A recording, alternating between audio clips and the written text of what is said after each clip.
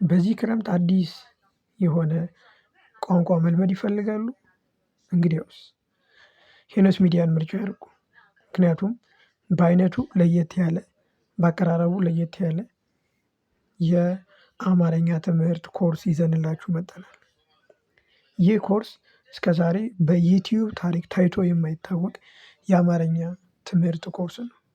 አማርኛ በጣም ቀላል ነው የምትለውን የሚልህን በጣም ጓደኛህን ይህንን ቪዲዮ ላክለት። አማርኛ ምን ያክል እንደማያውቅ እናሳየዋለን።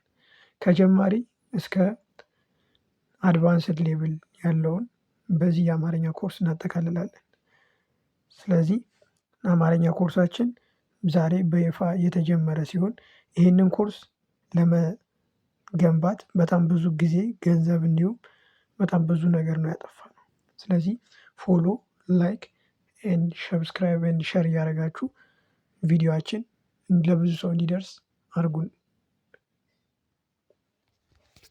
ስለዚህ አሁን ከዚህ በኋላ ማሳያችሁ የምንጀምረው ኮርስ ሙሉ ኮንቴንቱ ከምዕራፍ 1 እስከ ምዕራፍ 3 ያለው ይዘቱን በደንብ አሳያችኋለሁ። ቀጣይ ደግሞ ባሉት ጊዜያችን ሙሉ ቪዲዮዎችን የኮርሱ ቪዲዮዎችን እለቅላችኋለሁ ማለት ነው። ስለዚህ አሁን የምንጀምረው ተማሪዎቻችን ኮርሱን ከማስተዋወቅ ነው የምንጀምረው ማለት ነው። ኮርሱን ማስተዋወቅ የምንጀምረው ከምዕራፍ 1 ነው። በአጠቃላይ 3 ምዕራፎች ይኖሩታል ይሄ ኮርስ። ስለዚህ ምዕራፍ 1 ምን ይላል? አጠቃላይ እንግዲህ ስለ ሰዋሰው ነው የሚያወራ ማለት ነው። በዚህ ክፍል የተለያዩ የሰዋሰው ክፍሎች አሉት። እነሱን እያንዳንዱን ለመጀመሪያ አስተዋውቃችኋለሁ ማለት ነው። እንግዲህ በዚህ ምዕራፍ የምናየው ብዙ ክፍል ቢኖርም የመጀመሪያዎቹ እነዚህ አራቶችን ነገሮች እናያለን። የመጀመሪያ የምናየው እንግዲህ የፊደል ገበታውና የቃላት አቀማመጡስ ምን ይመስላል የአማርኛ ፊደል የሚለውን እናያለን። ሁለተኛ የምናየው ደግሞ የአማርኛ አናባቢና ተነባቢ ድምጾችስ እነማን ናቸው የሚለውን እናያለን። ሌላው ከዛ ቀጥሎ የምናየው ቃላትን ደግሞ በአናባቢና በተነባቢ ለይቶ መጻፍ ይህንን በደንብ እናያለን። የድምጽ መዋጥስ ምን ይመስላል የሚለውን በዚሁ ክፍል ነው የምናየው። ከዛ የቃላት ክፍሎች እነዚህ ደግሞ በጣም በሰፊው የምናያቸው ናቸው። በቀጣይ እዚሁ ምዕራፍ ላይ ሳንወጣ የምናያቸው ነገሮች አሉ። እነዚህ የንግግር ክፍሎች ብለን ነው የምናያቸው። በአማርኛ ብቻ ሳይሆን በእንግሊዘኛም ትምህርት ከዚህ በፊት የምናውቃቸው ናቸው። ስም ምንድነው? ተውላጠ ስም፣ ቅጽል እነዚህን በደንብ እናያለን። መስተዋደድን፣ መስተጻምርን፣ ግስን፣ ተውሳከ ግስን እነዚህ በደንብ ዲቴል ፎከስድ አድርገን በደንብ ብዙ ተማሪ ፈተና ላይ ኤክስ የሚገባባቸው እነዚህን ስለሆነ እነዚህን ደግሞ በደንብ እናያለን ማለት ነው። ቀጣይ እንግዲህ 1.6 እና 1.7 አሉ። የመነሻ ቃል ቅጥያና የቅጥያዎችም ትርጉም ምንድን ናቸው የሚሉትን እናያለን።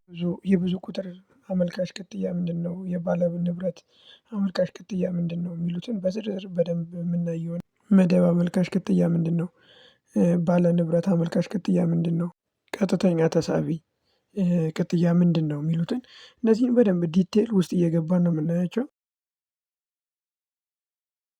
በዚህኛው ክፍል ደግሞ የምናየው ጥብቀት ምንድነው? የቃላት ጥብቀት ምንድነው? ቃል ሀረግ የሚሉትን ልዩነታቸው እንዲሁም አረፍተ ነገር ምንድነው? ከአንድ ቃል ተነስተን ደግሞ እንዴት ነው ሌላ ቃሎች ልንመሰርት የምንችለው የሚሉትን ትንሽ ኢንተረስቲንግ የሆነ ትምህርት ነው እዚህ አካባቢ ይሄን እናያለን።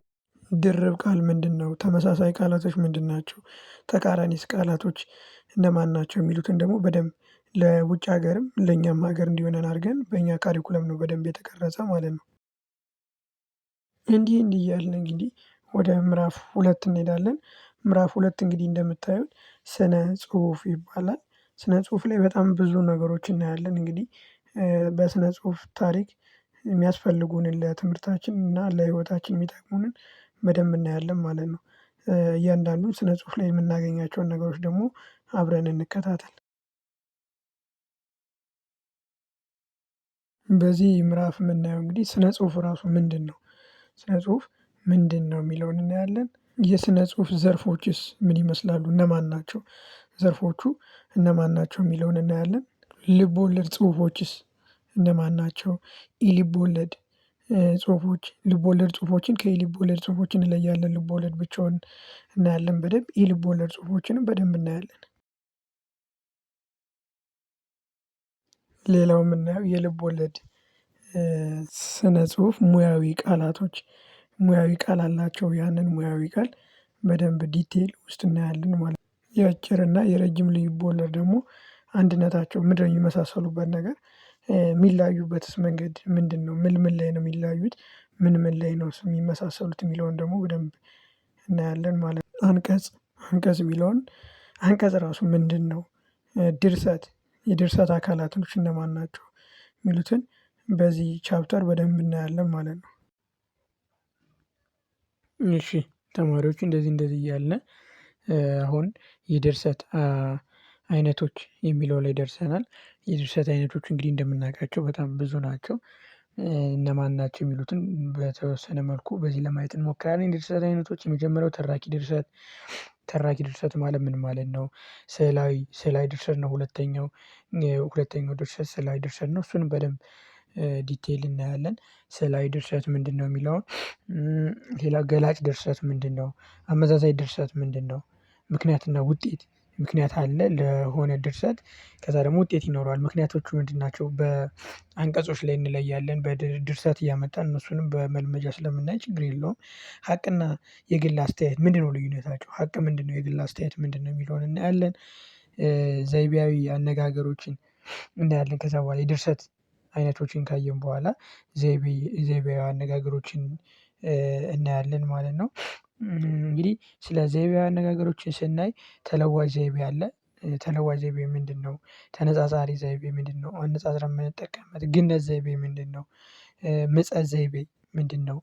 ምጸት ዘይቤ ራሱን የቻለ ነገር ስለሆነ ማለት ነው። ምጸት ዘይቤ ምንድነው? አያያዝ ዘይቤ ምንድነው? ተምሳሌት ዘይቤ ምንድነው?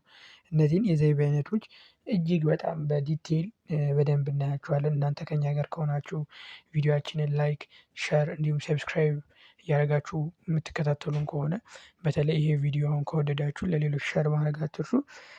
ስለዚህ አያያዝ ዘይቤ ምንድነው? ተምሳሌት ዘይቤ ምንድነው? ፈሊጣዊ አነጋገር እናያለን። ከዛ በኋላ ደግሞ በጣም ብዙ ፈሊጣዊ አነጋገሮች አሉ። እነሱን 20 30 ፈሊጣዊ አነጋገር በአንድ ቪዲዮ እንሰራላችኋለን። ሌላ እንቆቅልሽ እንግዲህ ዘ ሞስት ፋሚሊያር ፎር ኢትዮጵያንስ እንቆቅልሽ ነው። ከዛ ከእንቆቅልሽ ውስጥ እንደዚህ ከፋፍለን ነው የምናያቸው። እንቆቅልሾችን በሰውነት ክፍሎች ላይ የተቀኙ እንቆቅልሾች አሉ በሰውነት ክፍሎች ላይ ያተኮሩ እንቆቅልሾች አሉ። በለማዳ የቤት እንስሳቶች ላይ ያተኮሩ የእንቆቅልሾች አይነቶች እናያለን። በመገልገያ መሳሪያ ላይ ያተኮሩ የእንቆቅልሽ አይነቶች እናያለን። ለምግብነት በማያገለግሉ ነገሮች ላይ ያሉ የእንቆቅልሽ አይነቶችን እናገኛለን። ሌላ ደግሞ ለምግብነት በሚያገለግሉ ደግሞ እንቆቅልሾችን እናያለን ማለት ነው። ለማዳ ባልሆኑ የዱር እንስሳቶች ላይ ያተኮሩ ደግሞ እንቆቅልሾች አሉ። በአጠቃላይ በጠቅላላ እውቀት ላይ እና በተፈጥሯዊ ሁኔታ ላይ ያተኮረ የእንቆቅልሽ አይነት አለ። እሱንም በደንብ እናያለን ማለት ነው። ሌላ ምሳሌ አነጋገር ምንድነው? ከሚለው አንስተን ስለ ምሳሌ አነጋገር በደንብ ፈትፍተን ሁሉንም ነገር እናያለን። ቅኔ ይሄ ደግሞ በጣም ፈተና ላይ በተለይ ሃይስኩል ደረጃ ላይ ያላችሁ ከሆናችሁ ፈተና ላይ አይቀርም ቅኔን በደንብ እናያለን። ሌላው ደብዳቤ የማይቀረው የደብዳቤ አይነቶችን እናያለን። ደብዳቤ በደንብ እናያለን ማለት ነው። ለዘመድ ወዳጅ የሚጻፍ የግል ደብዳቤ ምንድነው? ምን ያለው የመስሪያ ቤት ደብዳቤ እንዴት ይጻፋል? የሚለውን እነዛ እናያለን። የመስሪያ ቤት ደብዳቤ የሚጻፍበት የማመልከቻ ደብዳቤ ደግሞ አለ። የማመልከቻ ደብዳቤ ደግሞ እንዴት ነው የሚጻፈው? ሌላውና በጣም ትንሽ ሰፋ የሚለው ርዕስ ስለ ግጥም ነው። ስነ ግጥም የሚለው ርዕሳችን ነው። ስነ ግጥም እንግዲህ በውስጡ ምን ይዟል? የግጥም ሙያዊ ቃላቶች ምንድን ናቸው? የሚለውን ስንኝ ምንድነው? መነሻ ሀረግ ምንድነው? መድረሻ ሀረግ ምንድነው? እነዚህን በደንብ እናያለን። የሀረግ መነሻ ቃል ምንድነው? የሀረግ መድረሻ ቃል ምንድነው? ቤት መምቻ ቃሎች ቤት መታ የምንለው ወይ ደግሞ ቤት መምቻ ቃሎች እነማን ናቸው? ቤት መድፊያ ደግሞ ቃሎች እነማን ናቸው? እንዴትስ ቤት ይደፋል? እንዴትስ ቤት ይመታል? የሚሉትን እናያለን። ቤት መድፊያ ቃሎች አይተናል። አይ ቲንክ ከዚህ ጋር እየተደገመ እሺ ከዛ ቀለም ምንድነው? በግጥም ውስጥ የግጥም አይነቶችን ደግሞ ከዛ እናያለን። የግጥም አይነቶች ደግሞ እነማን ናቸው? የወል ግጥም ምንድነው? ሰንጎ መገን የቡሄ በሉ ድብልቅ ግጥም ደግሞ አለ። ቡሄ በሉንና ሰንጎ መገንን ቀላቅለን የምናየው የወል ግጥም ከሰንጎ መገን እንደዚህ እየቀላቀልን ድብልቅ ግጥም የምንላቸው አሉ። ድብልቅ ግጥምን ካየን በኋላ የግጥም ወደ ስድ ጽሁፍ መቀየር ግጥምን ወደ ስድ ጽሁፍ እንዴት እንቀይራለን? ያልተሟሉ ግጥሞችን ደግሞ ማስተካከል ማሟላት የተዘበራረቁ ስንኞችን ማስተካከል እነዚህን በሙሉ በግጥም በስነ ግጥም ውስጥ የምናያቸው ናቸው ማለት ነው። እንዲህ እያልን እንግዲህ ምዕራፍ 2ን ጨርሰናል። ምዕራፍ 2ን ኮንቴንት አይተን ጨርሰናል። እንግዲህ እንዳያችሁት ምዕራፍ 2 ስነ ጽሁፍ ነው ያጠናቀቅነው። ምዕራፍ 1 ደግሞ ሰዋሰው ነበረ።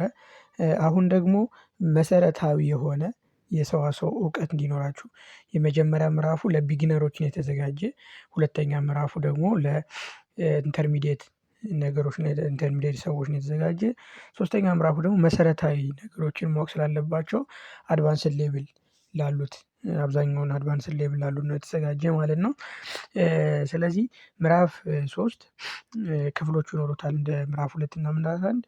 የመጀመሪያው ክፍል ምንድነው? ስርዓተ ነጥብ በጣም ብዙ ስርዓተ ነጥቦች አሉ እነሱን በደንብ እናያለን። የመጀመሪያው ኦልሞስት ወደ 13 አይነት ስርዓተ ነጥቦች እናያለን በዚህ መጽሐፍ በዚህ ኮርስ ብቻ። የመጀመሪያው ስርዓተ ነጥብ 1 ነጥብ ምንድነው? አቆልቋይ ምንድነው? 2 ነጥብ ምንድነው? 2 ነጥብ ከሰረዝ ምንድነው? ትምህርተ ስላቅ፣ ነጠላ ሰረዝ፣ ድርብ ሰረዝ፣ 4 ነጥብ፣ ጥያቄ ምልክት፣ ትምህርት አንክሮ፣ ነጥባጥብ ነጥብ አድርገን የምንጽፋቸው አሉ እነሱን በምሳሌ በደንብ እናያለን ማለት ነው። ቅንፍ ምንድነው? ጥያቄ ምልክት አይ ቲንክ ጥያቄ ምልክት ነበረ። ከዛ በኋላ እነዚህን ካየን በኋላ የአንቀጽ አጻጻፍ መመሪያ አንቀጽ እንዴት እንጽፋለን መመሪያው ምንድነው የሚለውን በደንብ እናያለን። የህይወት ታሪክ አጻጻፍ ደግሞ የህይወት ታሪክ እንዴት ይጻፋል? የልብ ወለድ ጽሁፍ መመሪያ ልብ ወለድ ራሱ ልንጽፍ ስንል ጽሁፉ መመሪያው ምን ይመስላል? ቅድም አይተናል የልብ ወለድና ልብ ወለድን ምዕራፍ 2 ላይ ማለት ነው። ግጥም ወደ ስድ ንባብ መመለስ ወይ ደግሞ የመለወጥ ሂደት። የማስታወሻ አያያዝ ደግሞ እንዴት ነው ማስታወሻ የሚያዘው የሚለውን በደንብ እናያለን። የማስታወሻ አያያዝ መመሪያ የግጥም ወደ ስድ ጽሁፍ ለመለወጥ መመሪያዎችን ካየን በኋላ ነው ይሄን የማስታወሻ አያያዝ መመሪያን የምናይ።